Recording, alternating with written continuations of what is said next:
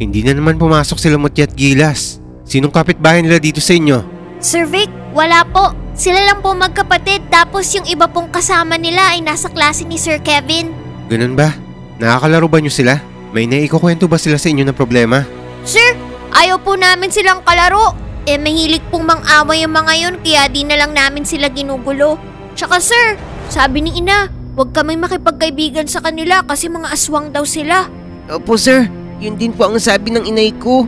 Mga bata, masamang nanguhusga ng kapwa. Totoo po sir, aswang po talaga sila. Pati na yung mga taga-sityo nila, puro po sila mga aswang.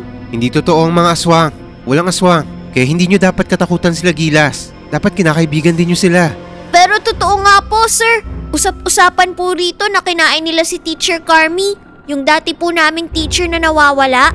Kaya daw po nabaliw si Teacher Diana. Totoo ba yun? Nakakatakot naman yan. Ayun, nagtatakutan na kayo. Mga bata, huwag kayo basta-basta naniniwala sa chismis, okay? May kasabihan nga tayo, di ba? Ang batang naniniwala sa sabi-sabi, walang bait sa sarili. Story time.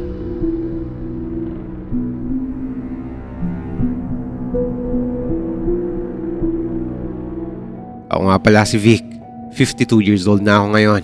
Isa akong teacher at gusto kong ibahagi ang naging karanasan ko nung minsan akong ipadala sa bundok para mag-volunteer teacher sa mga batang katutubo. Hindi ko nababanggitin pa ang lugar dahil masyadong sensitibo ang kwentong ibabahagi ko sa inyo, lalo na't kasama rito ang mga kapatid nating katutubo at sana maunawaan nyo. Taong 2007 na magsimula ako magturo sa bundok kung saan kailangan pang tawirin ng 7 ilog para marating ang eskwelahang itinayo para sa mga tribong naninirahan sa liblib na bahagi ng kabundukan. Nung unang beses kong umakyat ng bundok ay parang gusto na lang sumuko ng katawan ko, pero wala akong magawa kundi magpatuloy dahil mapapagod din naman ako kung maglalakad ako ulit pa uwi. Bitbit na rin namin sa pag-akyat namin ang isang buwang supply na pagkain dahil sa bundok na rin kami titira. Mahirap naman kasi mag-uwian kami dahil napakalayo ng bundok na pagtuturuan namin. Maliit lang na kubo noon ang tirahan namin ng mga kasama kong guro. Ang school naman ay may 2 lang na classroom at multi-level ang paraan ng pagtuturo. Mula grade 1 hanggang grade 3 ang hawak ko, habang kay Sir Kevin naman ay ang mga grade 4 hanggang grade 6. Sobrang hirap mamuhay sa bundok, pero ang ikinatutuwa ko ay ang mga batang nag-aaral doon. Napakasipag kasi nila mag-aral. Ang iba sa kanila ay nanggagaling pa sa malayo, kaya madaling araw pa lang ay naglalakad na sila patungo sa school. Katulad na lang ng magkapatid na itago na lang natin sa pangalang Gilas at Mutya. Masipag at matalino sila mag-aaral, kaya nagtataka ako kung bakit isang araw ay bigla na lang silang hindi pumasok. Sir Kevin, si Gilas at iba pang mga bata sa sityo nila, hindi na pumapasok eh. Nako, ganyan lagi ang mga batang yan. Nakalkal ko nga mga records ng dating guro nila. Kaya pala nasa grade 3 pa rin sila Gilas hanggang ngayon. Kahit 11 years old na siya, ay dahil sa panay sila sa pag-absent. Sayang naman kung hindi nila tatapusin ng school year na to. Halos nakalahati na rin naman nilang taon eh. Sir Kevin, alam mo ba ang daan papunta sa sityo nila? Oh, sakto. Sabado bukas, punta na lang natin sila para makausap ko rin ng mga parents sa mga estudyante ko. Sige. Kinabukasan, maaga pa'y naglakad na kami ni Sir Kevin papunta sa sityo. Pagdating namin doon, ay nakatingin sa amin ng mga tao. Masama ang pagkakatitig nila sa amin, kaya hindi ko maiwasang kilabutan nito. Nagtataka nga ako kasi ang alam ko sa mga katutubo ay hospitable sila, pero kakaiba ang tribo nila Gilas. Magandang araw po. Kami po ang teacher ng mga batang nag-aaral sa bundok. Itatanong lang po namin kung saan ang bahay nila Gilas at ng iba pang mga bata rito. Ako ang namumuna sa sityo. Ano ang kailangan niyo sa mga bata? Ilang araw na po silang hindi pumapasok sa school. Dadalawin lang po sana namin sila. Maayos naman sila. Kaya makakaalis na kayo. Tatang, gusto lang po naming malaman ng dahilan kung bakit hindi na sila pumapasok. Sayang naman po ang taon kung hindi nila tatapusin. Marunong na silang bumasa, sumulat at magbilang. Sapat na yon. Pero Tang, hindi po sapat na matuto lang sila magbasa at magbilang. Kailangan po nila magtapos sa pag-aaral. Marami pa po silang dapat na matutunan. Marunong na silang magkwenta. Hindi na sila maluloko kapag nagtinda ng ani. Wala na silang dapat pang matutunan. Dahil nandito naman ang lahat ng kailangan nilang matutunan. Kami na ang bahalang magturo sa kanila noon. Pero karapatan po ng mga batang makapag-aral. Kapag nakapag-aral po sila, ay mas lalawak pa ang kanilang mundo. Mas makakapili po sila ng buhay na gusto nilang tahakin sa labas ng bundok na to. Sinabi ko na sa inyo, hindi namin kailangang matuto ng mga leksyong itinuturo nyo. Sapat na ang pagbasa, pagsulat at pagbibilang. Hindi nila kailangang lumabas sa bundok na to. Dito kami sa bundok na bubuhay at dito na rin kami mamamatay. Kaya umalis na kayo. Huwag niyong lasunin ang isipan ng mga bata rito. Pero tatang, nire-respeto po namin kung anong kultura nyo. Hindi po namin nilalaso ng isip ng mga bata para kalimutan ng meron kayo. Karapatan din naming magdesisyon kung pag-aaralin namin sila o hindi. Kaya umalis na kayo. Mawalang galang na po tatang. Pero pumunta po kami dito para sa mga bata. At gusto po sana namin makausap yung mga magulang nila. Ako ang namumuno dito. Ako ang nagdedesisyon sa lahat. Kaya umalis na kayo. Wala na kayong dapat kausapin pa. Sir Vic, tayo na. Mukhang sarado ang isipan niya. Kaya wala na tayong magagawa dyan. Napilitan kaming umalis ni Sir Kevin. Ayoko sanang umalis doon nang hindi nakakausap ang mga bata. Pero baka mapaaway lang kami kung magtatagal pa kami. Masama na kasi ang tingin sa amin ng mga tao. Kaya hinila na ako ni Sir Kevin para umalis na. Sayang naman ang pag-aaral ng mga bata. Tingin ko'y matalino pa naman sila. Trabaho natin ang turuan sila, sir. Pero wala tayong magagawa kung ayaw na nila. Tingin ko yung pinuno lang nilang may ayaw. Nakita mo naman kung paano mag-aral ang mga batang yun. Lalo na si Gilas at yung kapatid niyang si Mutya. Kahit madalas silang tahimik at parang may sariling mundo. Seryoso naman sila sa pag-aaral nila. Nandun na tayo, Sir Vic. Pero kung sarado naman ang isip ng mga matatanda dun sa sityo nila, wala na tayong magagawa. Mag-focus na lang tayo sa iba pang natitira na gusto mag-aaral. Alam mo, Sir Kevin, nung kararating ko lang sa lugar na to para magturo, ang importante lang sa akin ay magkaroon ng experience. Wala akong balak magtagal dito. Pero simula nung maturuan ko ang mga bata, nagbago ng pananaw ko sa buhay. Mas kailangan tayo ng mga batang yun, sir. Lahat sila. Nagsisikap mag-aral kahit napakalayo ng eskwelahan sa mga bahay nila. Kaya ayoko may napag-iiwanan sa kanila. Gusto ko lahat sila makapag-aral at makapagtapos. Kahit man lang elementarya. Alam ko malungkot kapag nababawasan sila. Ako rin. Gusto ko makapagtapos silang lahat. Pero anong magagawa natin? Pwede tayong magpabalik-balik doon para lang kausapin ang magulang nila. Pero yung pinuno nila ang humaharap sa atin. Kita mo naman ang tingin nila sa atin. Para na tayong kakainin ng buhay. Kaya mas magandang mag-focus lang tayo sa mga batang natitira. Nagtsatsaga din naman ang mga yon para makapag-aral. Wala kami nagawa para pabalikin ang mga bata sa pag-aaral. Tama naman si Sir Kevin. Mas marami pang mga bata ang dapat naming asikasuhin. Mahirap din naman magpabalik-balik sa sityo nila. Para lang pilitin ang pinuno nila na pabalikin ang mga bata sa pag-aaral. Iba kasi ang tingin at pagtrato nila sa amin. Para kaming kalaban kung tignan nila. Kahit gusto namin magmalasakit sa mga bata. Kung sila mismo ay sarado ang isip, talagang wala kami magagawa. Ang importante ay hindi namin sila basta sinukuan lang. Ang hindi namin alam, ang pagmamalasakit namin yon, ang magiging simula ng kababalaghang mangyayari sa buhay namin. Simula kasi nang pumunta kami sa sityo nila Gilas, ay may kakaibang ibon na kami nakikita. Na palaging palipad-lipad sa paligid ng kubo namin. Napakalaki ng ibon na to. Nung una'y hinahayaan lang namin kasi akala namin ay normal na ibon lang to. Hanggang sa isang araw kung saan kailangan namin mag-igib ng tubig sa may balon. Hindi pa sumisikat ang araw ay gumising na kami ni Sir Kevin para sumalok ng tubig doon. Wala pang liwanag nito kaya flashlight lang na nakakabit sa ulo ang ilaw namin. Sir Vic, tingnan mo. Ibon ba yon? Grabe, ang laking ibon naman yan. Halos isang dip ako na kapag nakabuka ang pakpak ha. Kanina ko pa napapansin yan eh. Palipad-lipad sa paligid ng kubo natin. Sir Kevin, bilisan na natin. Iba na ang kutob ko sa ibon na yan. Mabuti pa nga. Tama na muna to. Mamaya nga po na ulit tayo mag-igib. Mukhang trip tayo ng ibon, Sir Kevin. Teka, tignan mo. Dadagitin yata tayo. Sir Kevin, yuko! Mababa ang lipad ng ibon. At sa taas pa talaga namin lumipad to. Sobrang laki niya. Kapag nakabuka ang pakpak, ay parang isang dip ako na. Hindi ko alam kung anong uri ng ibon to. Pero napakalaki talaga niya. Mukhang balak tayong dagitin ah. Takbo na, Sir Vic! Teka! Yung flashlight ko nahulog! Huwag mo nang balikan yan! Nandiyan na naman yung ibon! Halika na! Bilis! Inatak na ako ni Sir Kevin at sabay kaming tumakbo pa uwi. Iniwan na namin yung galon ng tubig dahil sa sobrang takot. Nang malapit na kami sa kubo, ay lumingon ako. Kitang-kita ako pa rin ang ibon na nakasunod sa amin. Pagpasok namin sa kubo, ay agad tong isinira ni Sir Kevin. Ako naman ay tiniyak na sarado din ang pinto sa kusina. Pagkatapos ay sumilip kami sa maliit na bintana. Nakita na lang namin ang ibon na lumilipad na sa paligid ng kubo. Para bang iniikutan niya kami. Anong klaseng ibon yun? Bakit napakalaki? Hindi ko rin alam eh. Ngayon ko lang nakita ang ibon na yan simula nang tumira ako rito. Hindi kaya aswang ang ibon na yun? Sir Vic naman, naniniwala ka sa aswang? Kwentong baryo lang yan. Pero nakita mo naman ang ibon, di ba sir? Hinabol pa nga tayo. Saka nung ibon ba ang ganun kalaki? May mga species naman ng mga ibon na malalaki talaga. Pero imposible namang habulin niya pa tayo hanggang dito. Mas imposible namang aswang yun. Ilang buwan na ako rito, Sir Vic. Wala pa ako nakikitang aswang. Pero ang sabi ng mga bata, aswang daw ang mga nasa sityo na pinuntahan natin. Kinain daw ng aswang ang dati nilang teacher. Sir Vic, kwentong baroy lang yung mga aswang na yan. Ang sabi sa akin, rebelde daw ang boyfriend ng teacher na yon. At ay pagtanan doon. Ayoko na sanang banggitin mo kasi baka sabihin mo chismoso ko. Pero mukhang kailangan mong malaman para hindi kung ano-ano ang pinaniniwalaan mo. Napahiya ako nito, kaya naman pinili ko na lang manahimik. Hindi rin naman kasi talaga ako naniniwala sa mga aswang. Sinabi ko pa naman sa mga bata na ang naniniwala sa sabi-sabi ay walang bait sa sarili. Tapos ako naman pala ang mabilis maniwala. Dahil sa pangyayaring yun ay nagkasundo na lang kami ni Sir Kevin na mag-iigib na lang kami ng tubig kapag may liwanag na. Napansin kasi namin na sa gabi lang lumilitaw ang ibon na yon. Para bang sa dilim lang ito nakakita kaya sa gabi lang lumalabas. Ang hindi ko lang matukoy ay kung anong klaseng ibon yon at kung bakit agresibo to. Hindi lang kasi isang beses umatake ang ibon na yon sa amin. Muli kasi itong umatake nang minsang nagpahangin ako ng gabi sa silong ng puno. Madalas kasi pagkatapos kumain ay nagpapahangin ako sa lilim ng puno para pababain ang kinain ko. Nagigitara ako rito para pampalipas ng oras. Hindi ko naman nakalain na ang ibon na yon ay nasa paligid lang at handang mandagit.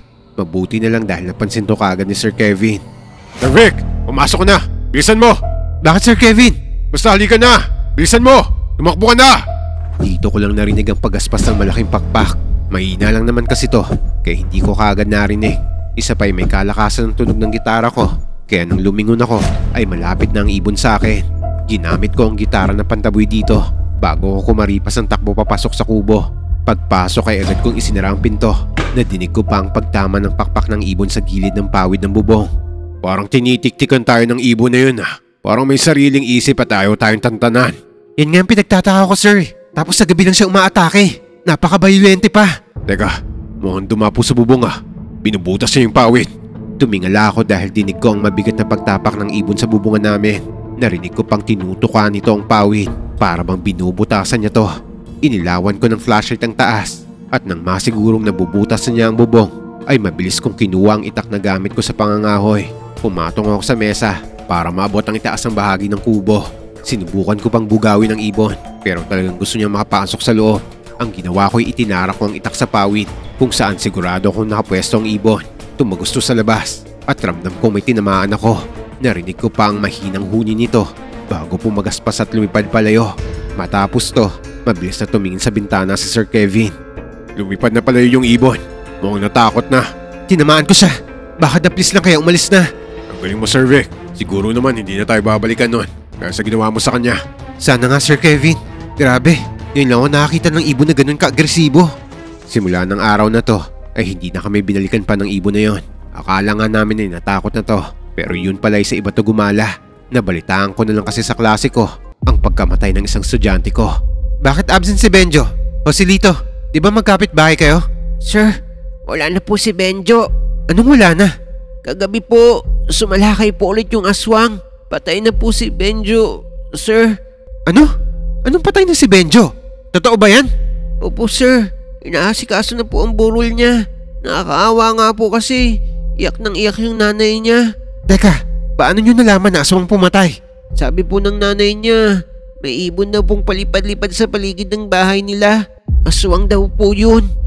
Mabilis akong pumunta sa kabilang classroom at tinawag si Sir Kevin.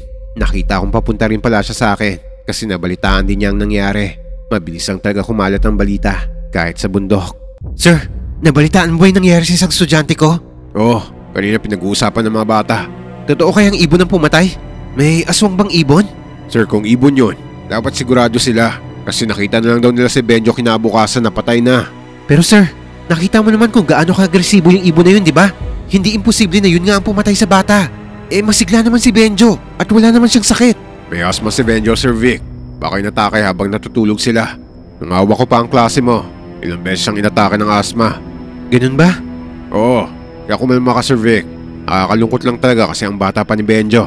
Pero sigurado naman ako na hindi aswang ang pumatay sa kanya. Saka hindi ba nasugatan mo ang ibon na yun? Oo nga, pero hindi kayo madami ang ganong klaseng ibon dito? Posible. O siya, maganda ka na Sir Vic. Mamayang uwian. Sasabay tayo sa mga bata para makiramay sa pamilya ni Benjo. Pagkatapos ng klase sa hapon, ay sumabay na kami sa mga bata sa paglalakad. May kalayuan din ang bahay nila Benjo. Tapos mahirap pa ang daan dahil maputik. Pababa pa ang lupa. Kaya kailangan talaga namin ng matibay na patpat na gagawing tungkod. Kalahating oras din kami naglakad hanggang makarating kami sa munti nilang komunidad. Pagdating dito ay marami ng tao at pinag-uusapan nila ang nangyari kay Benjo. Mrs., nakikiramay po kami. Sir, wala na po ang Benjo namin. Pinatay ng mga salot na aswang na yan. Nakakalungkot nga po ang nangyari. Napakabait na bata pa naman ni Benjo. Matapos umiyak ng nanay ni Benjo ay sinama niya kami sa loob ng bahay. Nakahiga pa lang sa papag ang bata. Nababalutan ng puting kumot to. Paglalamayan daw muna to, saka lang ilalagay sa kabaong kapag ililibing na. Ang mga malalapit na kamag-anak na rin ang gumawa sa kabaong ng bata. Isang kwadradong kahon lang na pininturahan ng puti. Talagang malakas ang paniniwala ng mga tao na aswang nga ang pumatay kay Benjo. Dahil dito, ang ibang mga magulang ay ayaw nang papasukin ng mga bata. Mabuti na lang at nakausap sila ng masinsinan ni Sir Kevin. Ihahatid na lang daw ng mga tanod ng mga bata para hindi maapektuhan ang pag-aaral nila. Pumayag naman ang kapitan, pati na rin ang mga magulang ng mga bata. Matapos ang pag-uusap namin sa iba, ay nilapitan kami ng ina ni Benjo. Sir Vic, Sir Kevin, hindi sa tinataboy ko po kayo ha. Pero kailangan nyo nang umuwi. Baka abutan kayo ng dilim sa daan. Naku, ayos lang po, misis. Gusto rin namin makatulong kahit papano. Kung may kailangan po kayo, magsabi lang po kayo sa amin. Sige po sir, pero pwede naman po kayong bumalik sa ibang araw. O kaya magpalipas lang kayo ng gabi rito. Mahirap na kasi, baka biktimahin din kayo ng aswang na pumatay sa anak ko. Pero misis, huwag niyo po sanang masamain. Paano niyo po ba nalaman na aswang ang pumatay kay Benjo?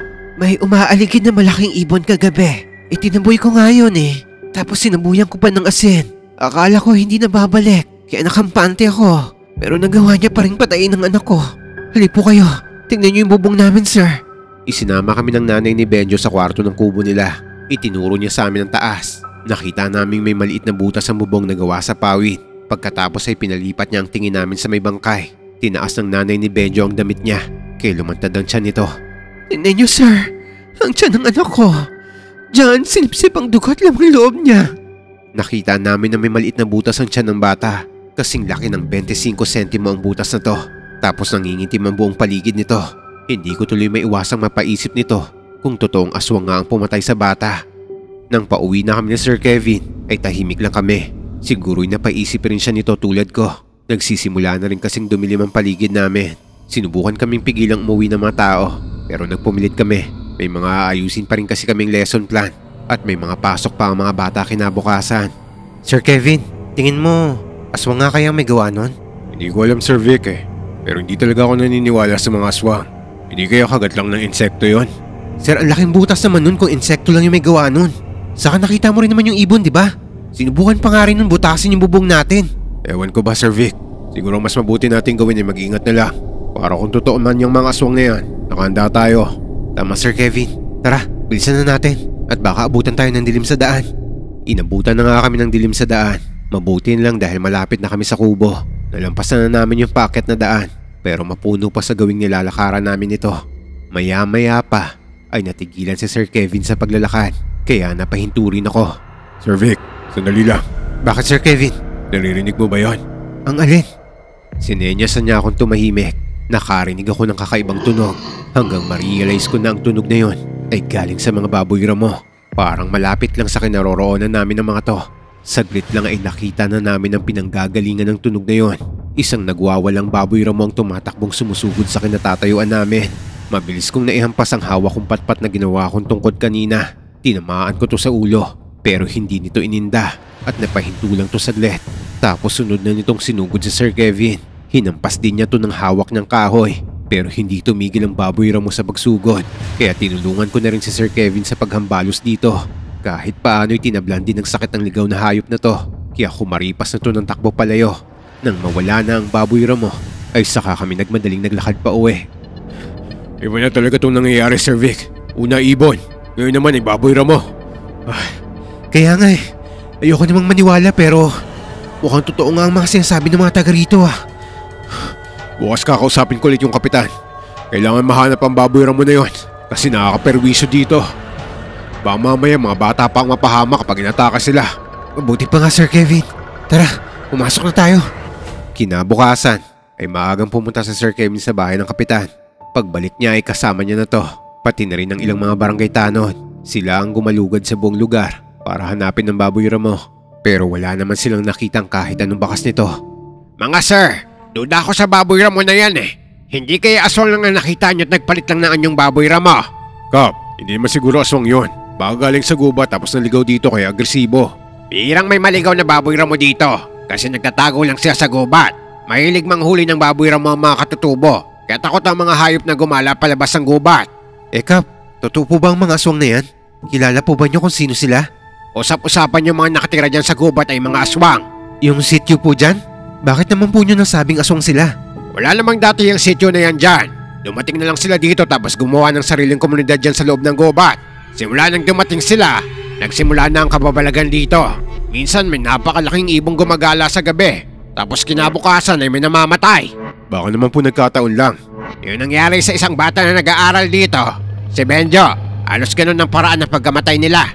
May butas sa sikmura tapos nangingitim. Hindi naman siguro nagkataon lang nang iisa ang paraan ng pagkamatay nila.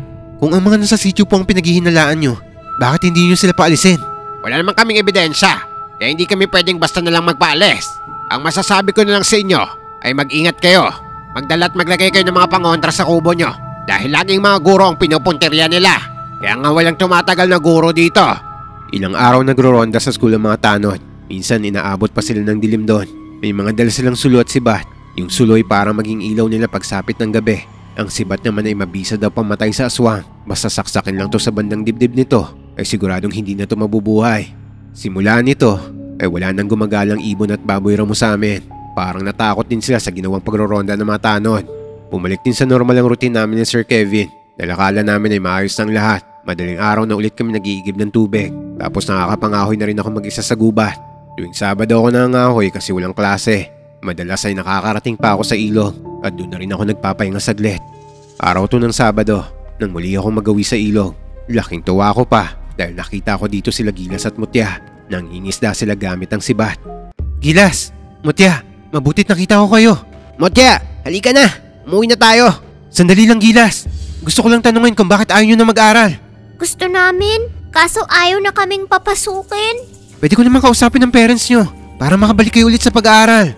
Tapos namin mag-aral. Marunong na kaming bumasa at magbilang. Hindi na namin kailangan yan. Gilas, grade 3 ka pa lang. Hindi ka pa tapos ng grade 6. Hindi naman importante kung mapagtapos ako ng elementarya eh. Halika na Mutya, umuwi na tayo. Teka, ayaw nyo o ayaw ng apo nyo? Gilas, hindi kayo pwedeng diktahan ng apo nyo. Kung gusto mo, ako nang sasagot ng pag-aaral nyo hanggang makatapos kayo ng elementarya. Talaga, sir? Gusto ko mag-aral, pero ayaw ni Apo. Sabi Mutya, niya... tumigil ka. Kahit kailan ang daldal mo talaga. Aray ko! Bakit ka nang babatok? Teka, huwag kayo mag-away. Wala kang pakialam. Hindi ka namin teacher ngayon. Kaya wala kang karapatan na pagalitan o sermonan kami. Pero mas matanda pa rin ako sa inyo. Kaya may karapatan akong sabihin ko nung tama at mali. Hindi maganda sa magkapatid ang nag-aaway. Kapatid ko siya. Karapatan kong turuan siya ng leksyon. Pero hindi mo dapat siya binabatukan. Ano bang pakialam mo? Hindi ka naman naming tatay. Kita mo yung ugali mong yan? Sabi mo hindi mo kailangan mag-aral dahil marunong ka ng bumasa at magbilang. Pero hindi mo pa natututunan kung paano rumispeto ng iba. Si ama at ina lang pati si Apong dapat kong irespeto. Kailangan mong respetuhin ang lahat ng tao. Matanda man o bata. Pati ang kapatid mo. Respetuhin mo. Huwag yung basta-basta mo lang binabatukan. Tama si Sir Vic. Nang babato ka. Masama yun. Ikaw din Mutya. Igalang mo ang kuya mo dahil nakakatanda siya sa'yo. Halika na nga Mutya. Kapag nalaman ni Apo na ikipag-usap tayo sa kanya, tiyak paparusahan tayo nun. Pinaparusahan kayo ng apo nyo? Paanong parusa? Wala kang pakialam. Halika na Mutya. Hinila ni Gilas ang kapatid niya palayo sa akin. Hindi ako mapaniwala na ganun sila kabastos at walang modo. Madalas kasi ay tahimik lang sila sa klase. Sumasagot lang kapag tinatanong ko sila. Kaya ngayon ko lang talaga napansin ang ganun ugali nila. Mukhang hindi sila tinuruan ng magandang asal. Napapailing na lang ako habang pinagmamasan silang naglalakad palayo. Nakita ko pang ang binabatukan ulit ni Gilas ang kapatid niya. Si Mutya naman ay dumadampot ng bato at binabato ang kuya niya. Kailangan nila ng disiplina. Kawawang mga bata. Walang ibang magmamalasakit sa kanila kundi ako lang. Ay, ng araw na to ay buo na ang loob ko na pabalikin sila sa pag-aaral. Kung kailangan kong pumunta sa ilog tuwing Sabado ay gagawin ko na para lang makausap ang mga bata. Pagbalik ko sa kubo ay nakita ko nakapagluto na si Sir Kevin. Oh, sakto Sir Vic. Mag-aay na ako. Sir Kevin, nakita ko sila Gilas nung nangangahoy ako kanina doon. Nakausap mo ba sila? Gusto ba raw nila bumalik sa pag-aaral? Gusto nilang mag-aral pero Yung tinatawag nilang apo ang ayaw magpabalik sa kanila. Kailangan talaga ng mga batang yun makapag-aral. Grabe kung sumagot sa akin. Parang hindi tinuruan ng tamang asal. At parang hindi nila ako guro kung ituring. Yun ang sinasabi ng mga kaklase nila. Masama daw ang ugali ng mga batang nasa sitio na yon. Kaya wala tayong magagawa dyan. Naliliyan natin sila estudyante. Pero pwede pa naman natin sila pabalikin sa pag-aaral. Pwede kung gusto nila. Kaso ang sabi mo nga ayaw ng apo nila. Pero wala na sigurong magagawa ang apo nila. Kung magulang na nila ang magdidesisyon. Kaya susubukan kong pabalikin sila sa pag-aaral. Naawa ko sa mga batang yun eh. Kaya siguro ganun ang ugali nila. Kasi wala nagtuturo ng tamang asal sa kanila. Ikaw ang bahala, sir. Kung kaya naman nila makahabol sa klase, mabuti ngayon pa lang ay makabalik na sila. Wala nga namang ibang magmamalasakit sa kanila kundi tayong guro lang nila. Kahit na binastos ako ni Gilas, ayoko pa rin silang sukuan. Nagbabaka sakali akong maituwid ko pa ang mga ugali nila. Kaya naman tuwing Sabado, ay bumabalik ako sa ilog para magbaka sakaling makita sila ulit. Hindi naman ako nabigo dahil nadatnan ko ulit silang magkapatid dito na nanguhuli ng isda sa ilog. Sir Vic, nandito ka na naman? Halika na nga, Mutya. Umalis na tayo. Hindi ko naman kayo i-istorbohin eh. Manghuli lang kayo dyan ng isda. Magpapahinga lang ako rito. Naupo ako sa lilim ng puno na hindi kalayuan sa kanila. Mabutit dala ko ang gitara ko, kaya may mapaglilibangan ako habang pinapanood silang nangingisda. Magaling si Gilas manghuli ng isda gamit ang sibat. Ang sibat niya nito ay isang mahabang kahoy na may pinatulis na metal na nakatali sa dulo nito. Yun ang tinutusok niya sa tubig at kapag inangat niya na yun, ay meron na nakatusok na isda doon. Hangang-hanga ako sa liksi ng galaw ni Gilas dahil alam kong hindi basta-basta ang makahuli ng isda sa ganitong paraan. Nang paalis na sila, ay nagitara ako ng malakas. Nakita ko naman nagsitigilan silang dalawa, kaya napangiti ako. Itinuloy ko ang pagtugtog at sinabayan pa ng pagkanta. Nakita ko ang curiosity sa mga mata nila. Bata pa rin talaga sila, kahit na kapag umasta ay parang matatanda na. Hanggang dulo. Anong kanta yan, sir? Paborito ng kapatid kong kantang to. Madalas siyang ipakanta sa akin to noon. Kaso, wala na siya eh. Asa na siya? Nasa heaven na. Bata pa lang siya nang malunod siya. Kasalanan ko yon. Hindi ko siya nabantayan na maayos eh. Masakit mawalan ng kapatid. Yan naiingit ako sa'yo, Gilas. Kasi may kapatid ka pa. Kaya sana mahalin mo ang kapatid mo. Hindi niya pinansin ang sinabi ko. Nakatingin lang siya sa hawak kong gitara. Ano yung gamit mong yan? Ito, gitara ang tawag dito. Gusto mong subukan? Hindi ako marunong eh. Eh di tuturuan kita. Ayan, teacher mo na ulit si Sir Vic, Gilas. Mutya, tawagin mo siyang kuya. Kasi mas matanda siya sa'yo. Sige, pero turuan mo rin ako kung paano kumanta. Oo ba? Pero ang pagtuturo'y ginagawa sa eskwela. Ano, asahan ko ba kayo sa Lunes? Nagkatinginan ng magkapatid bago parehong umiling. Pagkatapos ay walang paalam na umalis na. Hinayaan ko na lang sila. Sobrang dismayado ako nito dahil umasa ako na mapapabalik ko sila sa pag-aaral. Pero ginawa ko naman ang lahat ng mga kaya ko. Kaya ang nasa isip ko nito ay sumuko na lang. Pero pagsapit ng Lunes ay nagulat ako dahil nakita ko ang magkapatid na pumasok. Kahit ang mga kaklase nila ay nagulat din. Pero walang nagtangkang bumati kahit isa sa mga to. Oh, Gilas, Mutya! Umupo kayo sa pwesto nyo. Magsisimula na ang klase. Tuwang-tuwa ako nito nang bumalik sila. Para sa akin kasi, hindi lang pagtuturo ang dapat kong iaalay sa mga bata, kundi pati na rin ang buong puso ko. Habang nasa klase ko kasi sila, pakaramdam ko'y pananagutan ko sila. Para ko na silang mga anak, kaya masakit sa akin kapag nababawasan sila. Pagkatapos ng klase, ay lumapit sa akin si Gilas. Sir Vic, ang pangako mo. Tuturuan mo ako mag-gitara, di ba? Oo naman, kapag natuto ka nito, ibibigay ko sa'yo bilang regalo tong gitara na to. Wala bang ganito sa inyo? Wala. Plota ang gamit namin sa pagtugtog o di kaya dahon. Wow, mas magaling ka pala eh. Kasi ako hindi ako marunong gumamit ng dahon para tumugtog. Tuwing break time o lunch time, ay tinuturuan ko mag-gitara si Gilas. Simula nung makilala ko siya, dito ko lang naramdaman ang pagiging bata niya. Curious din siya sa ibang mga bagay, kaya mas lalo ako naawa sa kanila. Naging ignorante sila sa ibang bagay dahil para silang nakakulong sa sitio nila. Gilas, alam mo mga batang tulad mo, dapat marunong gumamit ng po at opo, lalo na kung matanda ang kausap mo. Bakit naman? Sa amin hindi na kailangan ng mga yan. Dahil yun ang tama, ang tawag doon ay paggalang. Sige, susubukan ko. Po, basta po turuan mo pa rin ako mag-gitara sa kumanta ha. Oo naman, marami pa akong ituturo sa inyo kung gusto nyo. Marami bang bagay sa mundo ang dapat nyong malaman at matutunan. Hindi lang naman kasi pagbabasa, pagbibilang, at pagsusulat ang importante sa mundong to. Sir Vic, gusto ko naman talaga mag-aral eh. Gusto ko makita kung anong meron sa labas ng bundok at gubat. Pero ayaw ni Apo. Kung gusto mo, Pwede kong ilapit ng sitwasyon nyo sa mas nakakataas. Hihingi ako ng tulong para maliwanagan yung apo nyo. Hindi pwedeng habang buhay kayong maging mangmang. Wag, hindi mo po kilala si Apo. Ha? Bakit naman? Basta po, wag. Kahit paano'y nakuha ko ng loob nila Gilas at Mutya, ginagawa naman niya ang lahat na makakaya niya para maging magalang. Natuto na rin silang makipaglaro sa ibang mga bata at hindi na sila palaaway. Unti-unti ay naitutuwid ko ang maling ugali nila. Nakikita ko rin naman na ginagawa nila ang lahat para sundin ang mga tinuro ko sa kanila. Nagsimula na rin sila magkaroon ng pangarap sa buhay. Hindi nga nila alam kung ano ang doktor at bumbero. Hindi nila alam kung ano ang piloto at kung ano ang eroplano. Mabuti na lang dahil kasama ko ang mga kaklase nila para paliwanagan sila. Hindi pa pala sila nakakababa ng bundok kahit kailan. Kaya hindi pa rin sila nakakita ng mga sasakyan.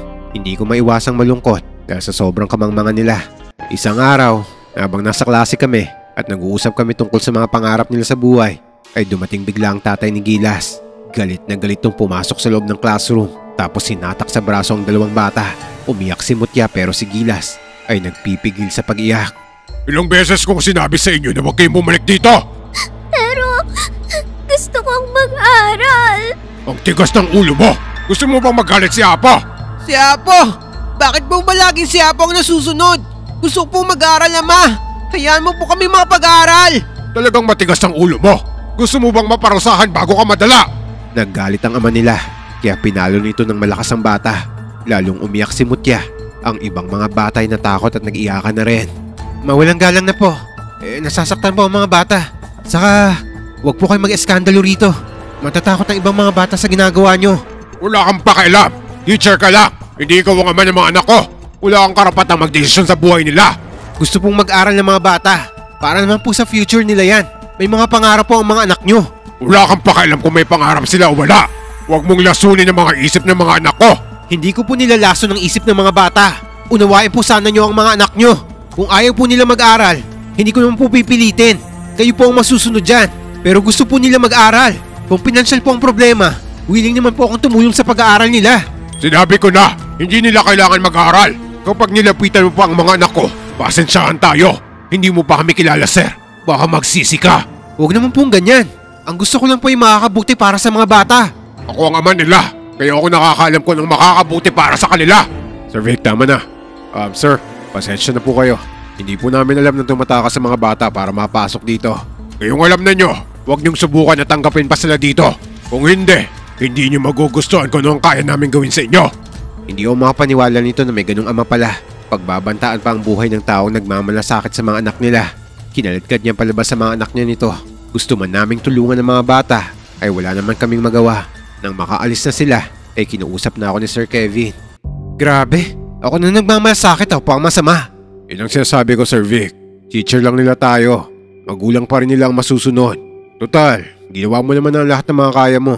Siguro naman ay matatanggap mo na ngayon na hindi lahat ng problema ng mga bata ay kaya natin bigyan ng solusyon. Umiwas ka na lang sa kanila at mag-focus sa ibang mga bata. Mukhang yan na lang talaga ang gagawin ko, Sir Kevin. Sir, hindi natin alam ang isip ng mga taong nakatira rito. Kita mo, pinagbabantaan ka na nila. Hindi ko alam kung bakit big deal sa apo nila ang pag-aaral ng mga bata. Pero wala tayong magagawa. Hindi na natin sakop ang pakialaman kung anong kultura nila. Simula nito, ay hindi na naman pumasok sila Gilas at Mutya. Tinanggap ko na lang yun dahil tama si Sir Kevin. Hindi ko pwedeng ipilit ang gusto ko kung mismong magulang na nila ang ayaw silang pag-aralin. Nakakalungkot lang dahil tinuring ko na silang parang mga kapatid ko. Naalala ko kasi sa kanila ang kapatid ko. Kasing edad ko kasi si Gilas sumamatay ang babae kong kapatid. Kasing edad din to noon ni Mutya. Akala ko, yun ang huling pagkikita namin ni Gilas. Pero nang minsang magawi ako sa ilog, ay nakita ko siya doon na nanguhuli ng isda. Sir Vic, gusto mo turuan po kitang kung paano manghuli ng isda gamit tong sibat? Mukhang mahirap yata yan eh. Madali lang po to, sir. Kailangan mo lang mag-focus. Huwag kang kikilos. Hayaan mo maging panatag ang mga isda sa paglangoy. Pakaramdaman mo sila bago mo sila hulihin. Habang sinasabi niya yon, ay nakaamban na ang sibat niya sa tubig hanggang sa tinusok niya na to sa tubig. Pag angat niya ng sibat, ay may nakatusok ng isda rito. Subukan mo po, sir. Natutuwa ako sa'yo, Gilas. Sana kahit hindi ka nag-aaral, huwag mo kakalimutan lahat ng tinuro ko ha. Lalo ng pagiging magalang. Opo, sir. Salamat po pala kasi hindi nyo kami sinukuan. Bilang pasasalamat ko po, tuturuan ko po kayong mga isda at mga aso. Tuwing Sabado po, magkita tayo rito. Hindi ba magagalit ang tatay mo? Hindi naman po niya malalaman eh. Binigay sa akin ni Gilas ang sibat na hawak niya. Sinubukan kong paulit-ulit to, pero mahirap talaga. Hanggang sa wakas ay nakahuli ako ng isang malaki at matabang tilapia. Ayun! Sa wakas! Nakahuli din ako! Matutuwa si Sir Kevin nito. Makakapag-ulam kami ng tilapia. Kung gusto mo po, bigyan pa kita ng isang malaki. Madami naman po akong huli. Hindi ko tatanggihan yan. Maraming salamat, Gilas ha. Sir, mag-practice lang po kayo na mag-practice. Tiyak na gagaling po kayong gumamit ng sibat. Balang araw, magagamit niyo po yan para ipagtanggol ang sarili niyo. Ipagtanggol saan? Wala po. Halika na po sir. Turuan ko pa po kayo ng teknik sa panghuli.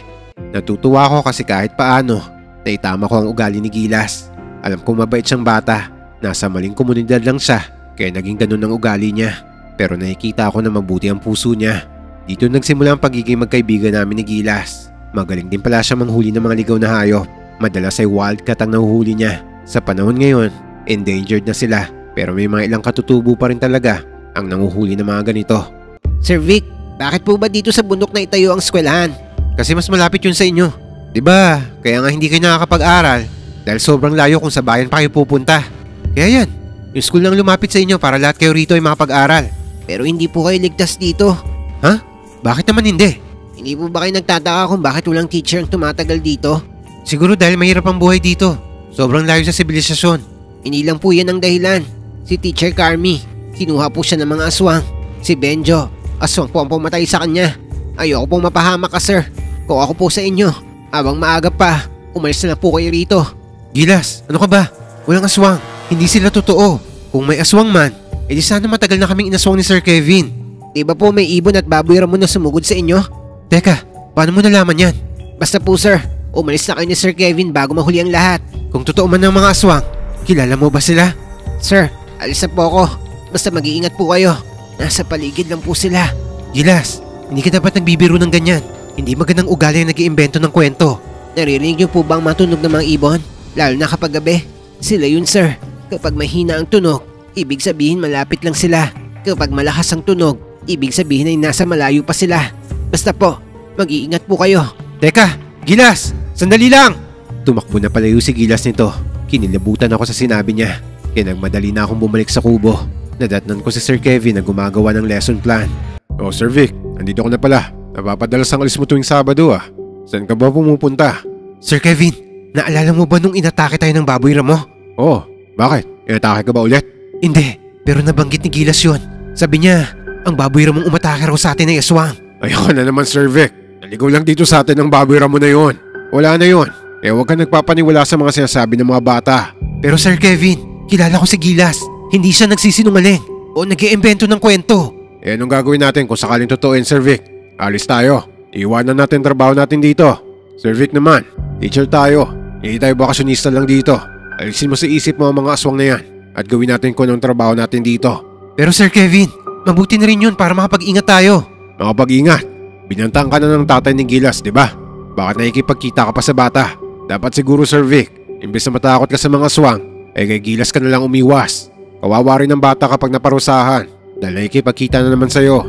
Napapailing na lang si Sir Kevin habang pinagsasabihan ako. Wala na rin ako nagawa kundi manahimik. Alam ko naman kasi na hindi siya makikinig sa akin tungkol sa mga aswang. Nang gabing to ay hindi ako makatulog. Matagal pa kasi bago kami bumaba ng bundok. Hindi ko alam kung magre-resign na ba ako nito o hindi. Ayoko rin naman iwan ng mga bata, lalo na't walang tumatagal na guro dito. Pero habang tumatagal ay lalo akong kinakabahan sa lugar na to. Lalo na tuwing naririnig ko ang mga huni ng ibon. Pakaramdam ko ay totoong may mga aswang at nasa paligid lang sila.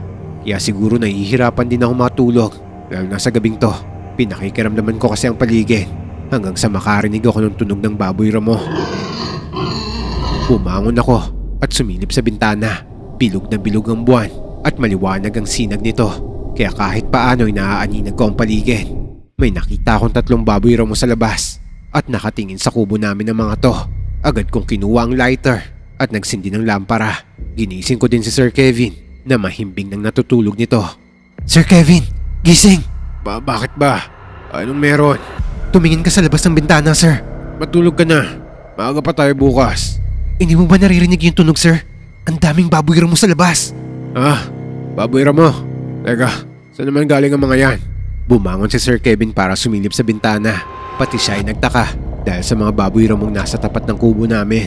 Agad nitong kinuha yung mahabang patpat na madalas nitong gamiting tungkod kapag bumababa kami sa bayan. Nang palabas na siya ay dito lang ako nakapagtanong. Teka Sir Kevin, saan ka pupunta? Itataboy ko lang yung mga baboy ramo kasi baka sirain nila yung mga tanim nating gulay. Sayang naman yun. Sir Kevin, dito ka lang. Delikado. Baka mga aswang yan. Ligaw na hayop lang yan, Sir Vic. Madaling takutin ng mga yan. Hindi yan aswang. Hindi ko na siya napigilan pa nito. Lumabas siya at tinaboy ang mga hayop gamit ang patpat na hawak niya. Umaangil ang mga to pero hindi naman ang laban. Malakas na hinampas ng patpat ni Sir Kevin ang mga to. Kaya natakot ang mga hayop at kumaripas din ang takbo. Nakitaboy ko na, Sir Vic. Huwag ka na matakot. Matulog na tayo kasi bukas ay maaga tayong gigising. Bukas tayo mamimili ng supply natin dito. Oo nga pala. Bukas na pala tayo bababa ng bundok. Pero ano, Sir Vic? Babalik ka pa ba rito? O magre-resign ka na? Baka naman mag-resign ka na. Hindi ko alam Sir Kevin. Gusto ko na nga umalis pero naaawa naman ako sa mga bata. Ay nako, saka mo na pag-isipan yan. Matulog na muna tayo.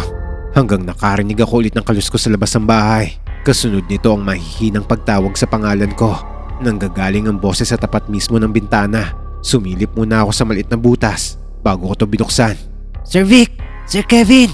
Gilas! Gabing-gabi na! Anong ginagawa mo rito? Sir, umalis na kayo rito. Parating na sila. Sino raw? Sino raw ang paparating? Patawarin po niyo ako kung hindi ko sinabi agad. Pasensya na po, sir. Ano ba nangyayari? Liwanagin mo nga ang sinasabi mo. Andiyan na po yung mga aswang, sir. Pasensya na po. Gilas! Bumalik ka rito! Tumakbo si Gilas papunta sa kakahuyan na para bang may kinatatakutan. Hindi ko pa rin maintindihan kung anong sinasabi niya kanina. Kaya nagkatinginan na lang kami ni Sir Kevin nito at kapwa nalilito. Ano nangyari doon? May aswang daw na paparating. Totoo kaya yon? Sir Vic, natakot mo na naman ang sarili mo. Matulog na lang tayo, si gabi na. Bumalik si Sir Kevin sa tulugan niya habang ako'y nakikiramdam lang ulit sa paligid. Hindi ako makatulog habang naririnig ko ang paghilik ni Sir Kevin. Napakunot-noo pa ako nang may madinig akong kakaiba. Akala ko nga hilik lang niya to pero mukhang galing sa labas ang tunog. Kaya sumilip ulit ako sa bintana hanggang may naaninag akong gumagalaw sa dilim.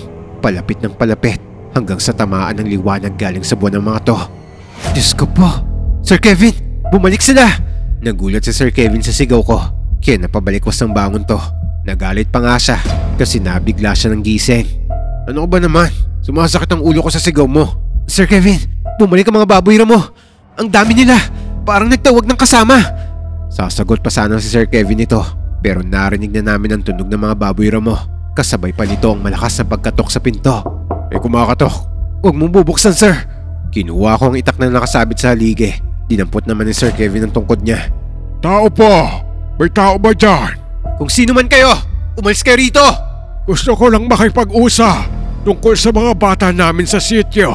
Kung gusto niyo makipag-usap, bumalik na lang kayo bukas. Hindi ngayong gabi na. Kaya umalis na kayo. Nasaktan niyo ang isa sa mga alaga ko eh. Kaya buksan niyo tong pinto. Kung hindi, gigibain ko to.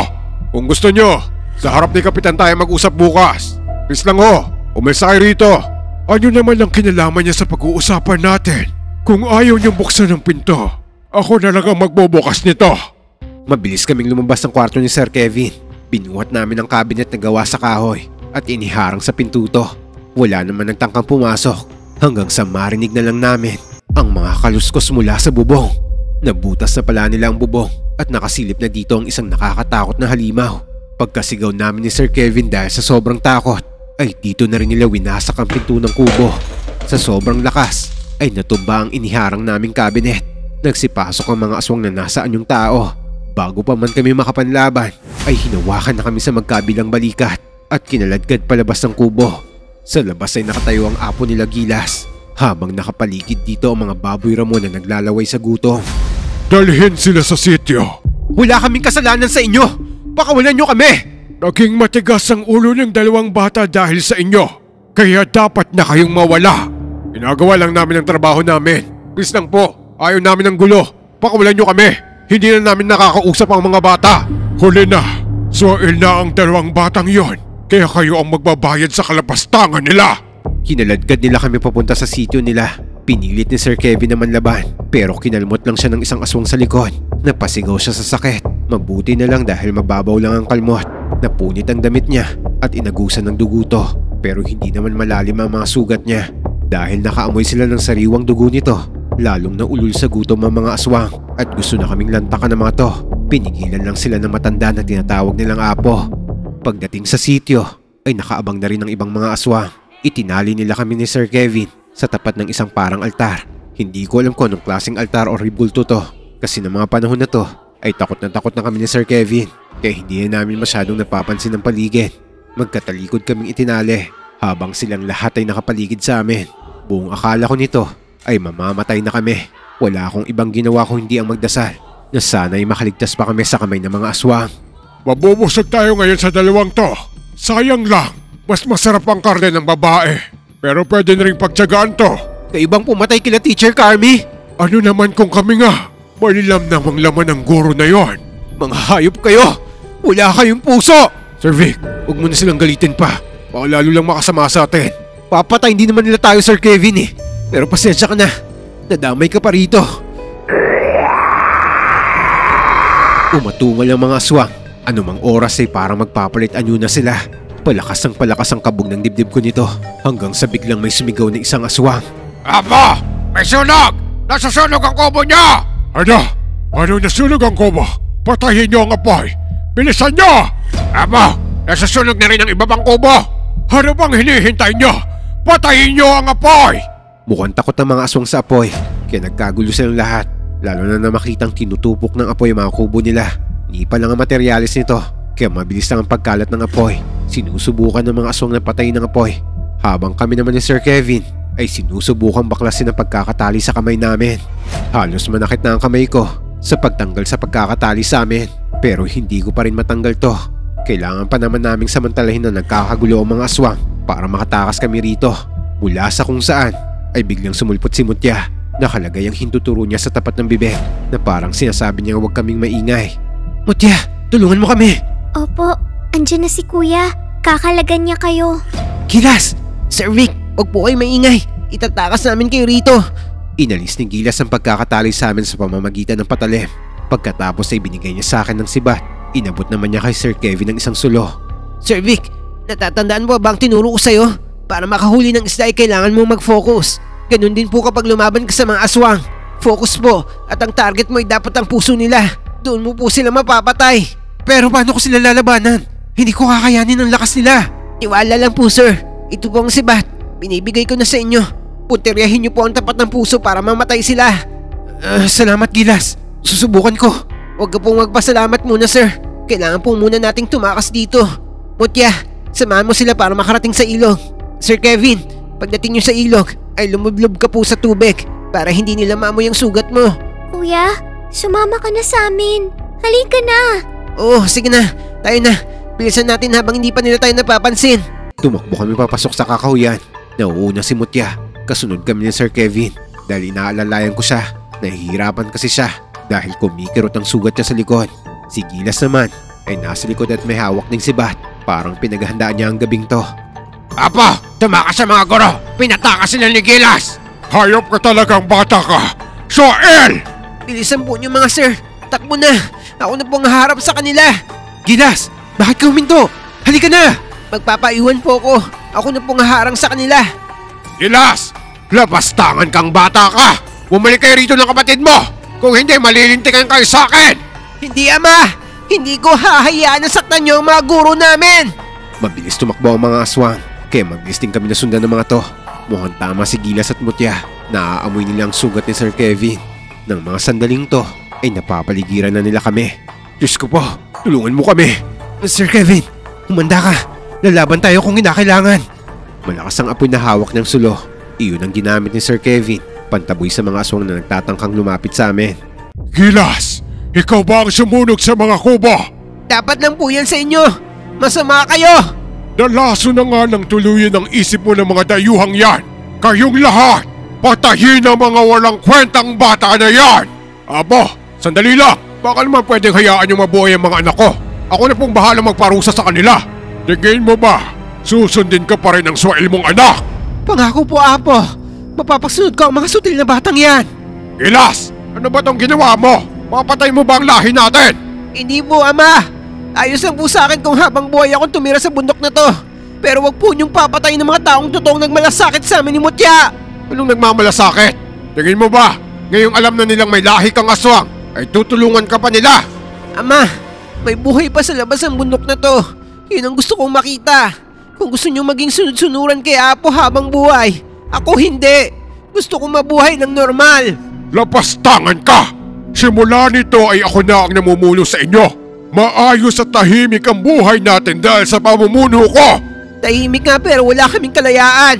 Ilan na bang pinatay mo sa lahi natin? Ikaw ang dapat mawala dahil masama ka.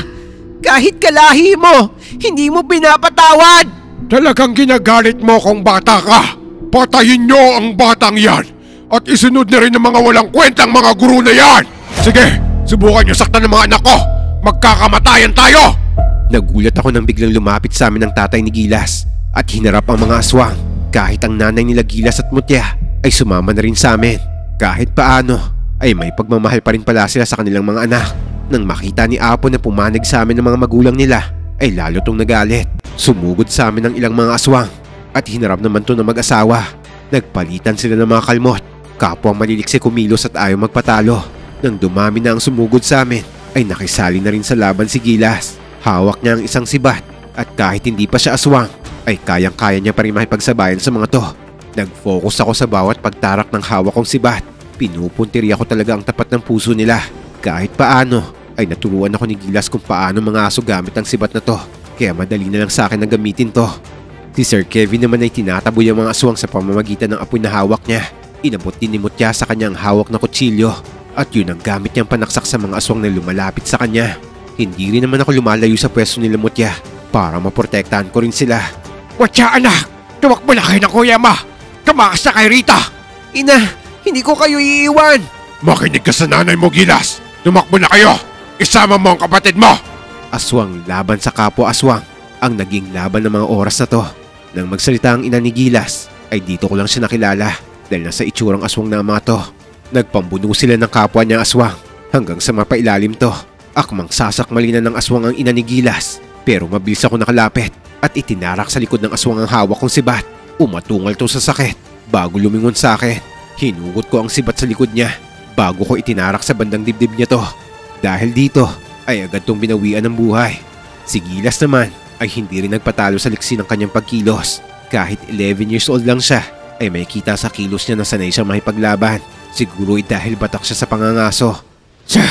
Salamat sa tulong mo. Dali mo na ang mga anak ko. Tumakas na kayo. Kami na ng asawa ko ang bahalang humarang sa mga kapwa namin aswang. Sige po. Maraming salamat po. Sir, ano man ang mangyari sa amin, bahala ka na sa mga anak ko. Kaibigan ko na po sila Gilas. Tinuring ko na po silang mga kapatid ko. Kaya hindi ko po sila pababayaan. Salamat. Sige na. Hinarang ng nanay ni Gilas ang lahat ng sumugod kay Gilas. Ang tatay naman niya ang humarang sa mga aswang na tinataboy ng apoy ni Sir Kevin. Hinila ko na nito sa braso si Gilas. Tapos binuhat ko naman si Mutya para mabilis kami makatakbo palayo. Sir Kevin, tayo na! Tumakas na tayo! Teka Sir Vic, hindi ko iiwan sila ama. Ibiniling ka sa akin ng nanay mo, kaya halika na! Hinila ko na si Gilas at tumakbo kami palayo. Yung mga aswang na sumunod sa amin ay hinarang ng mga magulang nila. Ang ilang aswang na nakalusot ay kami na ni Gilas ang humarap. Nauuna naman sila Sir Kevin at Mutya sa pagtakbo. Ginagabayan siya ng bata sa daan. Habang kami naman ni Gilas ang humaharap sa nagtatangkang humabol sa amin. Sir Kevin, natatanaw ko na po ang ilog. Nasusundan po nila tayo dahil sa sugat mo. Kailangan mo pong lumublob sa tubig para di ka nila maamoy. Bilisan na natin, bago pa nila tayo tuluyang maabutan. Binilisan namin ang pagtakbo. Malapit na rin mamatay ang apoy na hawak na sulo ni Sir Kevin. Kaya dapat ay marating na namin ang ilog. Ang pinagdarasal ko lang ng mga oras na to ay sumikat na sana ang araw para tantanan na rin kami ng mga aswang. Hindi ko alam kung anong oras na nito pero nakakarinig na ako ng mga tilaok ng manok mula sa malayo. Senyales na malapit nang sumapit ang umaga. Nang marating namin ang ilog ay agad na lumublob dito si Sir Kevin. Napadaing pa to sa sobrang lamig pero wala naman kami pagpipilian kundi magtago sa ilog at sa malalaking tipak ng bato. Lumusong kami papunta sa kabilang pampang at nang magtagumpay kami makatawid ay dito lang ako nakahinga ng maluwag. Sir Vic, ikaw na po ang bahala kay Mutya. Teka, saan ka pupunta? Sinamahan ko lang po kayong makatakas. Kailangan ko pong balikan ang mga magulang ko. Gilas, dito ka na lang. Hindi matutuwa ang mga magulang mo kung babalik ka pa doon. Sir, ako po ang dahilan ng lahat ng to. Kung nakinig ako kay Apo, ay hindi niya sana kayo papatayin. Anong hindi papatayin? Si Teacher Carmi nga pinatay niya. Hindi naman matigas ang ulo natin nun pero pinatay niya pa rin si Teacher Carmi. Sa harapan ni Teacher Diana, kaya siya nabaliw. Kita mo na, hindi mo kasalanan ng Apo niyo, Gilas. Huwag mong sisihin ang sarili mo, kaya sumama ka na sa amin. Sir Vic, ikaw lang po talagang nagmalasakit sa amin. Dahil po sa inyo, natuto kaming mangarap. Saka aswang man po ang mga magulang ko. Hayop po ang kinakain nila. Si Apo po ang matakaw sa karne ng tao. Pinipigilan niya ang ibang mga aswang na kumain ng tao. Dahil kapag marami daw ang mamatay, ay paghinalaan kami. Totoo po yun. Tsaka malupit po si Apo. Matagal na po kami nagtitiis sa kalupitan niya. Ewan ko nga po kung bakit sumusunod sila ama sa kanya. Kahit na minsan ay pumapatay siya ng kalahi namin. Kaya pala ayaw niya kayong mag-aral. Ayaw niyang mamulat kayo sa tunay na mundo. Gusto niya kayong ikulong at pasunurin sa lahat ng gusto niya. Gusto niyang manatili kayo mangmang para hindi kayo matutong lumaban sa kanya. Dahil po yun sa inyo, namulat ako sa katotohanan. Gusto ko pong maging normal katulad niyo. Yung malayang nakakakilos. Yung wala pong nagdidikta na dapat namin gawin tulad ng ginagawa ni Apo. Gilas, yun din ang pangarap ko para sa inyo. Ang makapili kayo ng buhay na gusto niyo. Salamat po, sir. Pero kailangan ko po talagang balikan sila inatama. Hindi po ako mapapakali kung alam po nasa panganib sila. Kuya, sasama ako! Maiwan ka na rito, Mutya. Magpakabait ka, tapos abutin mo ang mga pangarap mo. Ano man ang mangyari, magiging masaya na ako kung alam kong ligtas ka. Hindi ko mapigilang maiyak nang makita ko magkayakap pa magkapatid. Ang dating nag-aaway at halos magkasakitan na, ngayon ay nagmamahalan na. Sobrang proud ako kay Gilas dahil sa murang edad niya ay kaya niya nang maging bayani para iligtas ang buhay naming lahat. Hindi ko na napigilan si Gilas sa tumakbo palayo. Kahit madilim ay parang sanay na sanay siya sa paligid. Pagkaalis ni Gilas ay yumakap sa akin si Mutya habang umiiyak. Mutya, ipagdasal na lang natin ang kuya at magulang mo. Magdasal? Ano po yun? Magdasal tayo sa Diyos. Siya ang makapangyarihan sa lahat. Siya ang lumalang sa atin. At kung tatawag tayo sa Kanya, tiyak na tutulungan niya tayo. Magkakahawak kamay kami nila Sir Kevin habang nagdarasal. Nakalublob pa rin sa tubig si Sir Kevin. Kaya para patas ay lumublob na rin kami. Pagkatapos magdasal ay pinaahon na namin si Mutya dahil baka lagnatin pa siya. Bawat minuto nito ay hindi nawawala ang kaba namin. Bawat kaluskos ay nagiging alerto kami sa takot na baka nasundan kami ng mga aswang. Nang lumiwanag na ang paligid ay dito lang kami nakahinga ng maluwag.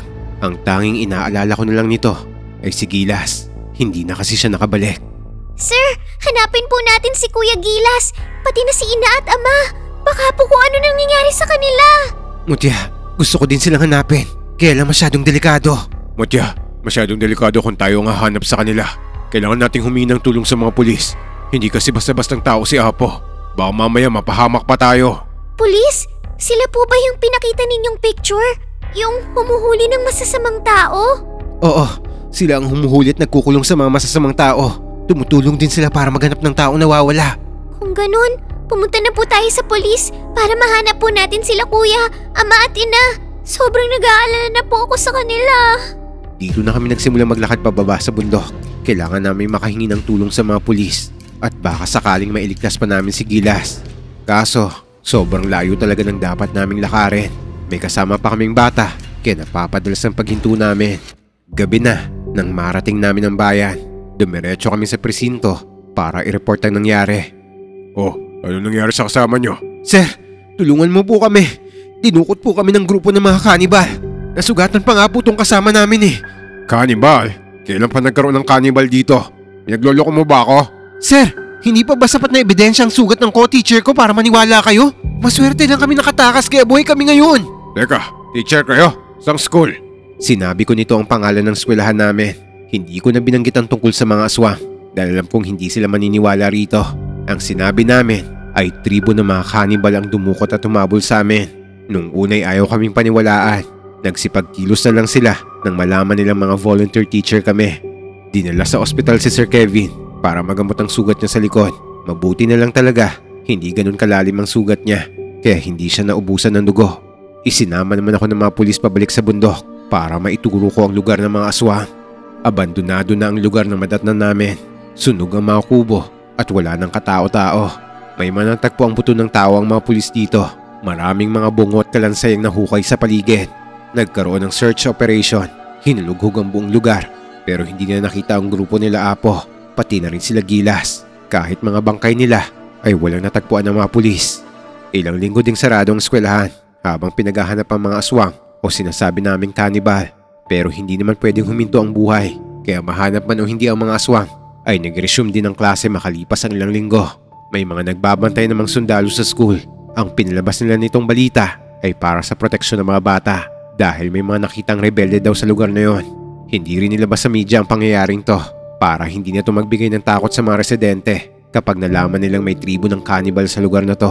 Nakakatakot man dahil baka balikan kami ng mga aswang pero nilakasan na lang namin ang loob namin. Ilang buwan lang din naman ay matatapos na ang school year kaya naman tinisan lang namin ni Sir Kevin ang takot. Kahit paano'y napanatag din kami dahil may mga sundalong nagbabantay sa amin. Ultimo sa kubo namin. Si Mutya nito ay kinupkup ko na. Nag-resign ako matapos ang klase at nag-apply na sa ibang school. Mapalad naman ako natanggap kaya iniwan ko na ang bundok at muling bumalik sa patag. Hindi ko na kasi talaga kayang magtagal pa doon kahit naaawa ako sa mga bata. Iba pa rin kasi ang traumang dinanas namin ni Sir Kevin sa bundok na yon. Ang kasong yon ay unsolved case pa rin hanggang ngayon kasi hindi na nakita pa ang mga aswang. Hanggang lumipas sa mga taon at tuloy na nabaon sa limot ang kaso.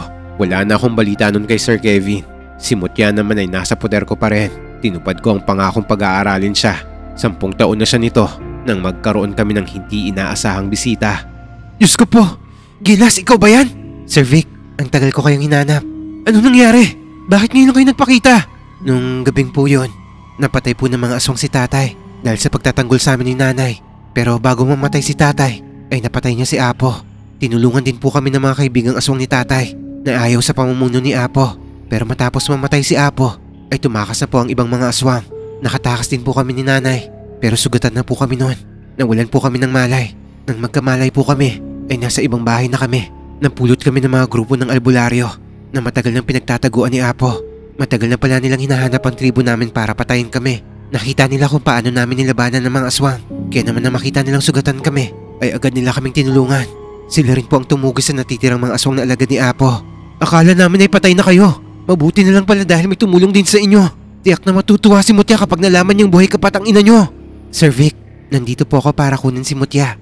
May gamot po para sa mga katulad naming aswang. Normal na po kami ni nanay. Gusto ko po sana maggamot din si Mutya bago pa man siya tuluyang maging aswang. Masaya ako nakabalik si Gilas at nahanap niya kami. Ipinagtanong daw niya ang pangalan ko hanggang matuntun niya ang kinaroroonan namin. Nang makita ang magkapatid ay halos maiyak ako sa nakita kong tagpo. Pero sa kabila ng sayang nararamdaman ko ay kasabay nito ang lungkot dahil alam kong kukunin na nila sa akin si Mutya. Itinuring ko na rin kasi siyang parang anak pero wala naman ako magagawa kung kukunin na siya ng tunay niyang pamilya. Sir Vic, kung hindi mo po ako papayagang umalis, hindi po ako aalis. Hindi mo po ako pinabayaan. Tinuring mo po akong anak kahit alam mong may lahi akong aswang. Minahal mo po ako kaya hindi po kita kayang iwan. Para naman sa ikabubuti mo yan, Mutya eh. Maaalis daw ang pagiging aswang mo. Di ba natatakot ka na baka isang araw ay maging aswang ka na rin? Ito na ang pagkakataon mo para mawala ang takot mo. Sumama ka sa kuya mo. Magpagamot ka, Mutya. Para sa akin. Para sa pamilya mo rin. Sige po. Huwag ka po mag-alala. Babalikan po kita. Promise po yan. Sir Vic, alam ko pong naging maganda ang buhay ng kapatid ko sa inyo. Sobrang pasasalamat po namin sa inyo ni Ina dahil sa tulong na binigay niyo sa kapatid ko. Napaiyak ako ng tuluyan kasi alam kong mahal din ako ng mga batang minsan ay pinagmalasakitan ko. Masama man ang nangyari sa nakaraan ay masaya naman ako nakilala ko ang 2 batang may mabuting puso. Ilang taon din na hindi nakabalik si Mutya sa akin. Hinintay daw muna na lumabas ang mga sintomas na magiging aswang siya bago sinagawa ng mga albularyo ang gamutan. Sa tagal na hindi siya nakabalik ay akala ko'y nakalimutan na nila ako. Nagulat na lang ako isang araw na bumalik si Mutya kasama ang nanay at kuya Gilas niya. Sir Vic, salamat pala sa ginawa mo noon. Dahil sa'yo, namulat ang mga mata namin sa kasama ni Apo. May pag-asa naman pala sa mga katulad namin. Salamat po dahil normal na ang buhay namin ng mga anak ko. Ako po ang dapat magpasalamat sa inyo. Sa sobrang tapang po ng anak niyong si Gilas ay nakaligtas po kami sa kamay ng mga aswang. Sir Vic, gusto ko po sanang mag-aral. Hindi naman po ako huminto nung nasa poder nila nanay. Ako din po, sir. Gusto po maging teacher katulad mo. Magwo-working student na lang po ako. Maghahanap din po ako ng trabaho, sir, para mapag-aral ko ang mga anak ko. Aba, mukhang marami na kayo natutunan mula nang tumira kayo dito sa Patag ah. Sige po, tutulungan ko po kayo. May mga programa naman ng gobyerno para sa mga batang gusto mag-aral eh. Pwede ko kayong tulungan pumasok bilang scholar. Sa sipag at tiyaga, pati na rin sa determinasyong makapag-aral, ay nagtagumpay na makapagtapos sa pag-aaral sila Mutya at Gilas. Ngayon ay pareho na silang teacher at nagtuturo na sa mga batang katutubo. Ako naman ay may asawa at mga anak na. Madalas ay bumibisita pa rin sila Mutya at Gilas sa akin dahil itinuring na nila akong pamilya. Masaya ako na hindi sila nakakalimot at masaya ako dahil nakikita ko na masaya sila sa kung ano ang buhay nila ngayon. Hindi ko akalain na ang mga batang halos walang pag-asa noon ay parehong mga professional na ngayon at namumuhay ng normal sa piling ng mga kapwa nila tao. Hanggang dito na lang ang kwento ng buhay guru ko sa isang liblib na baryo ng kabundukan. Hindi ko man kayo mapaniwala sa mga aswang, pero sana mapaniwala ko kayo na bawat batang naliligaw ng landas ay may pag-asa pang magbago. Basta wag lang natin silang susukuan hanggang makita rin nila ang itinuturo nating kabutihan sa kanila. Ako si Vic at saludo ko sa lahat ng katulad kong guro na hindi sumuko sa hamon ng buhay para makapaghatid lang ng kaalaman sa mga batang uhaw sa karunungan.